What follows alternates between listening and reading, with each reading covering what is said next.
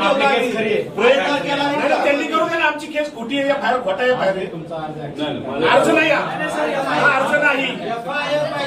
आम्हाला एफआयआर तरी द्या, नाही तर मी खोटा एफआयआर करतो म्हणून माझ्या कारवाई करू. सरकारी कामात आड करायला म्हणून करा. चला आपण सीआयडीला भेटू द्या त्यांच्या इन्व्हेस्टिगेशन. साहेब 1 महिना झाला, साहेब 1 महिना झाला, एक स्टेटमेंट तरी आले सीआयडीचं.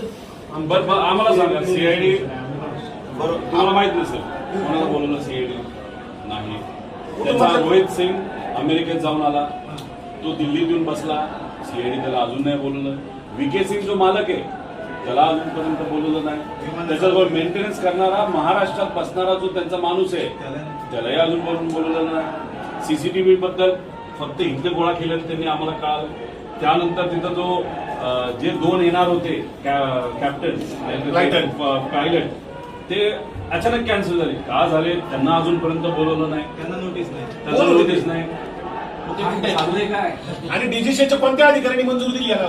आणि हे आमच्या लेवलला आम्हाला कळलेलं माहिती.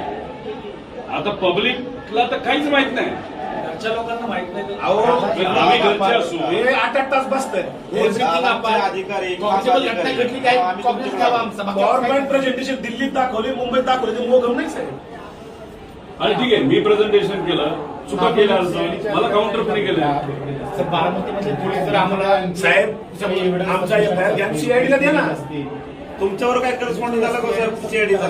मी देशाच्या मिनिस्टर साहेबांच्या ऑफिसला पाठवले, डीजीसीला पाठवले. आम्ही एव्हिएशन मंत्री तिथं नसावेत असं म्हणत असलो तरी त्यांच्या मंत्रालयाला मी पाठवलेलं आहे.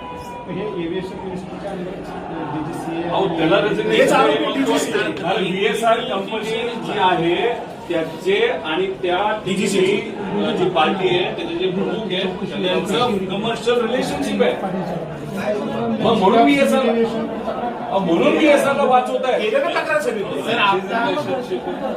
VSR ला म्हणून वाचवत आहे. आणि मग आमचं म्हणलं तुम्ही त्याच्या VSRच्या विरोधात एफआयआर घेत नाही, मग तुम्ही सुद्धा वाचवा. आणि चालू तपास जे सांगताय तुम्ही साहेब त्याच्यामध्ये अँगल कोणता आहे? अपघात आणि टेक्निकल. क्रिमिनल चौकशी कोण करतो? 5 लोकांच्या मृत्यूची आमची नोंद झाली आमच्यावर. बाकी आमचं काहीच म्हणणं नाही. सिंपल एकदम. 5 लोक मयत झाले एका ऍक्सिडेंट मध्ये. आमची ऍक्सिडेंटची एफआयआर टाकतो आणि आमची एफआयआर कुठे तपासामध्ये काही येऊ दे पुढे. नाहीतर सीआयडीला वर्ग करा. सीआयडीचा एफआयआर वर्ग करायचं.